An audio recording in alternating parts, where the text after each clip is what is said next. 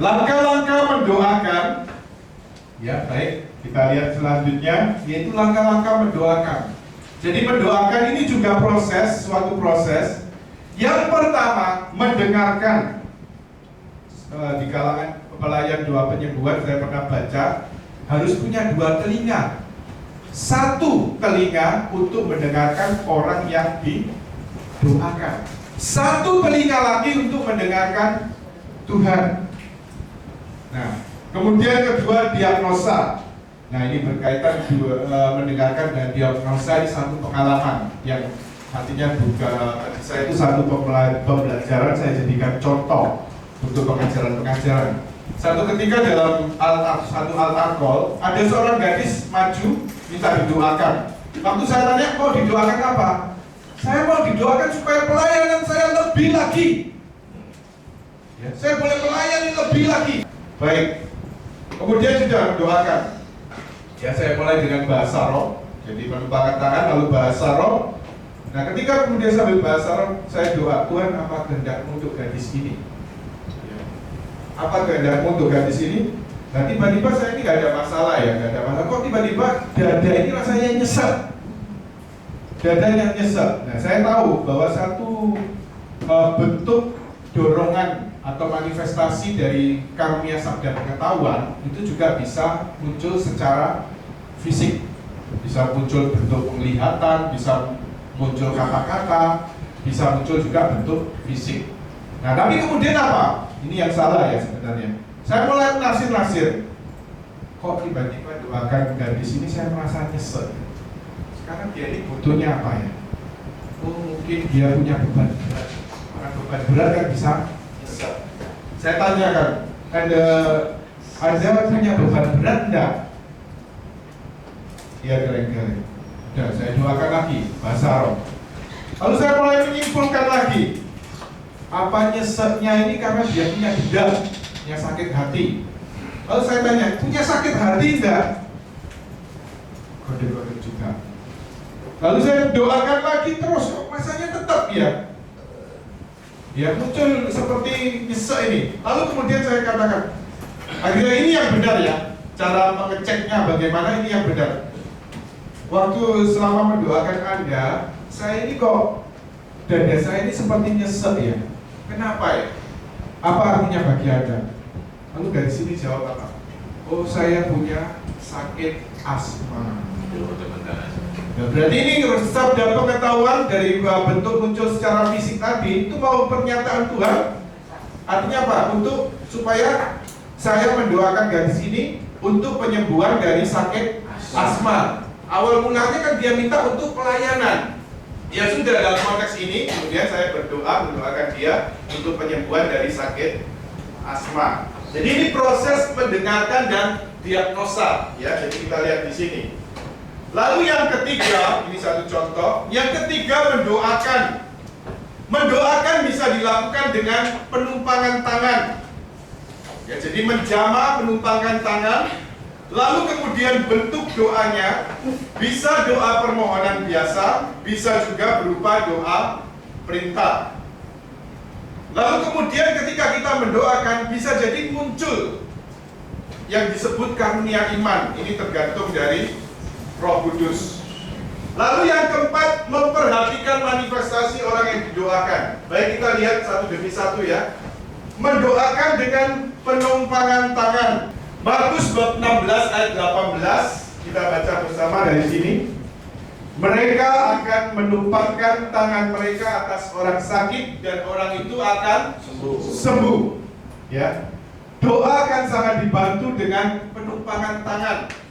Melalui penumpangan tangan kita mau solider dengan orang yang didoakan dan menjadi saluran kasih Allah bagi orang tersebut. Jadi artinya apa? Mendoakan doa penyembuhan, kita juga mau menjadi saluran kasih Allah bagi orang yang didoakan. Ya. Lalu kemudian orang bisa menumpangkan tangan pada bagian kepala, ya, atau bahu. Dalam praktek Anda mendoakan pegang apa? Bahu ya, bahu. Atau memegang tangan, atau memegang bagian tubuh yang sakit. tetapi harus diperhatikan prinsip kesopanan. Jangan lama ya, jangan rajin asal menjama begitu ya. Kadang-kadang ini, kalau kita misalnya dipercaya orang, kemudian kita mendoakan orang asal aja ya, karena pengen sembuh. Ibu kanker payudara atau tumor payudara, langsung tangan pendoanya begini kan. Nah, kali ini pelan-pelan, maaf.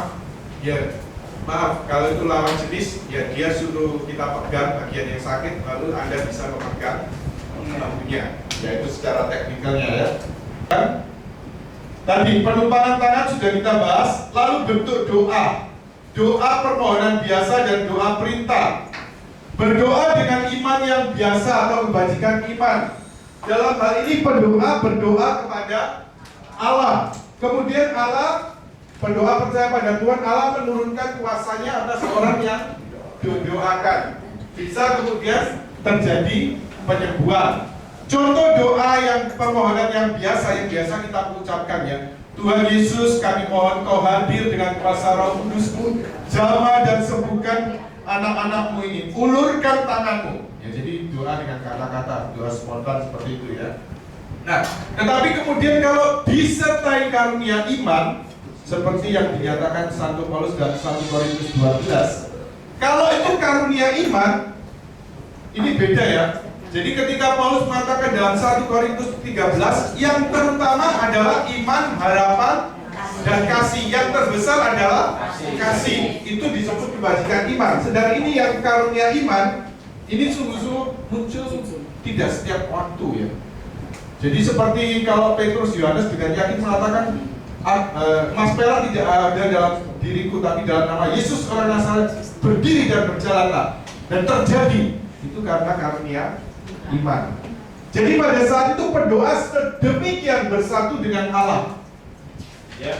Jadi tahu apa yang didoakan, apa yang diperintahkan dalam nama Yesus itu pasti terjadi. Dan memang terjadi. Jadi kalau ada terjadi mujizat seperti buta melihat, lumpuh berjalan, tuli mendengar, bisu berbicara, orang yang melayani kalau tidak disertai ini tidak mungkin. Maka ya gimana bisa sok yakin ya dalam nama Yesus bangkit dan berjalan, ya orang juga berjalan ya ternyata. Dan itu tidak disertai karunia iman kalau tidak terjadi. Walaupun orang merasa, oh iya Tuhan mau menyembuhkan, oh engkau berjalan, ayo dalam nama Yesus berjalanlah, tapi tidak terjadi apa-apa. Itu berarti bukan kerja karunia iman. Ya, tapi kalau disertai karunia iman, saat itu kalau itu sungguh-sungguh dari Roh Kudus, saat itu apa yang didoakan, diperintahkan dalam nama Yesus itu juga pasti akan terjadi. Ya. Jadi ini yang beda doa permohonan biasa atau berdoa dengan disertai karunia iman. Lalu kemudian doa perintah. Ya. Nah, doa perintah kita bisa memerintahkan penyakit-penyakit untuk menjadi lenyap dan sembuh. Nah, kalau penyakit itu doanya apa? Dalam nama Yesus, sembuhlah kau dari sakitmu. Ya. Dalam nama Yesus, sembuhlah kamu dari sakitmu. Sakitnya bisa disebutkan secara spesifik. Nah, jadi perintahkan penyakit-penyakit untuk lenyap dan orang menjadi sembuh. Dalam nama Yesus, aku perintahkan bagian tubuh yang sakit atau penyakit pada jantung yang sakit ini dalam nama Yesus sembuh dan pulihlah. Atau kemudian kalau itu menyangkut penyebabnya kanker, tumor, miom, virus, bakteri dan sebagainya, dalam nama Yesus aku perintahkan virus ini lenyap dan jadilah sembuh. Ya. Kemudian menyangkut organ tubuh yang rusak dan perlu perbaikan. Kadang-kadang klep jantung yang bocor dan sebagainya. Dalam nama Yesus aku perintahkan pada klep jantung ini untuk tumbuh. Dalam nama Yesus sembuh dan pulihlah. Ya, jadi ini contoh ya, tapi aplikasinya bisa Anda lakukan. Tapi poin di sini yang penting yaitu apa? Kita lakukan doa perintah ini di dalam nama Yesus. Kita memakai otoritas dan kuasa dari Tuhan kita Yesus Kristus. Karena kita sadar hanya Yesus yang sanggup untuk menyembuhkan. Ya, kita menggunakan otoritas dan kuasa Yesus. Lalu kemudian memerintahkan Jadi aku perintahkan pada sakit penyakit ini untuk menjadi sembuh dan pulihlah. Kemudian ada juga yang disebut faith in action.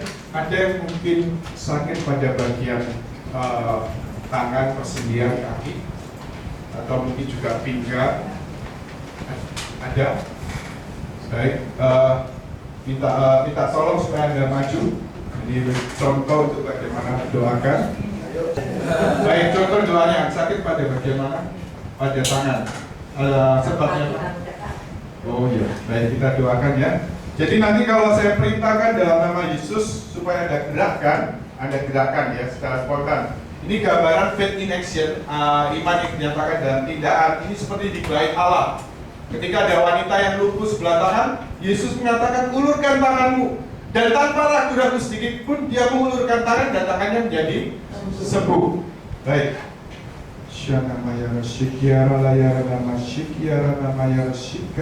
Kami bersyukur, memuji dan memuliakan Kau Tuhan Yesus. Kami mohon hadirlah dengan kuasa Roh Kudus-Mu. Terima kasih Tuhan Yesus, Kau hadir untuk anak-Mu ini. Kami mohon ulurkan dan jamah pada bagian pundak yang sakit ini, pada pundak bahu dan tangan kanan yang sakit ini, jamah saat ini Tuhan. Dan dalam nama Tuhan Yesus, segala gangguan sakit penyakit pada bahu, pundak, tangan kanan yang sakit, dalam nama Tuhan Yesus sembuh dan pulihlah. Dalam nama Yesus, gerak-gerakan saat ini. Syaranamaya Rasyikiaranamaya, dalam nama Tuhan Yesus sembuh dan pulihlah. Terima kasih Tuhan Yesus. Terima kasih Tuhan Yesus. Engkau kami puji, Engkau kami sembah dan kami muliakan. Terima kasih Tuhan Yesus. Terima kasih Tuhan. Amin. Amin. Terima kasih. Oh ya, puji Tuhan ya. Jadi puji Tuhan. Baik, itu satu contoh mendoakan dengan faith in action tadi ya. Jadi artinya diperintahkan untuk melakukan gerakan. Kita lanjutkan hal-hal praktis dalam mendoakan. Jadi sebaiknya doa penyembuhan dilakukan secara spontan, tidak perlu hafalan, tidak perlu buku-buku tertentu ya. Jadi lakukan secara spontan.